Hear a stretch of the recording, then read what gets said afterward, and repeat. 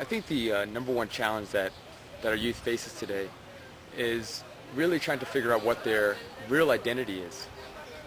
Oftentimes it's told to us that either we're Indian or we're American. And when we come to our church here, that's one form of what we think is Indian, which is very based on Christian scripture and based on really just an understanding of what our Orthodox faith is, Orthodox faith is. Then when we come to our country, after Sunday's over, we only have a certain amount of time at church, we come back to school, and we're trying to conform into what society tells us because our parents tell us that we need to succeed and we need to do the best that we can, and that's conforming in an American system. So, in essence, we're really trying to conform into that system, and it's not Indian, it's an American system. I think a lot of challenges that we face is in creating our own identity. Like we tend to follow cultural norms rather than make up our own mind based on our faith.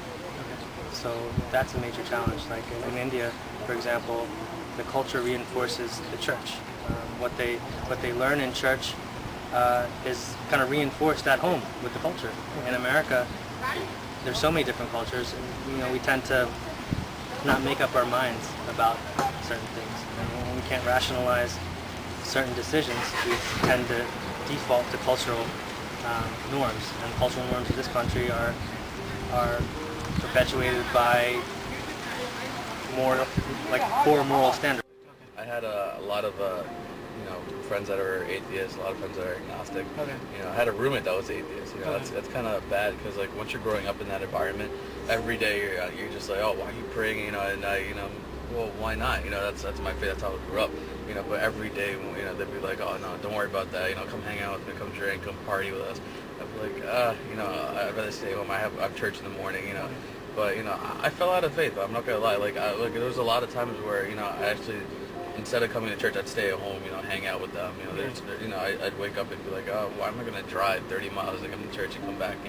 So there was a few points where I actually got lazy in my faith. So I came back though, thankfully. But there was a lot of friends and involved that actually were peer pressuring me to try turn away. Okay.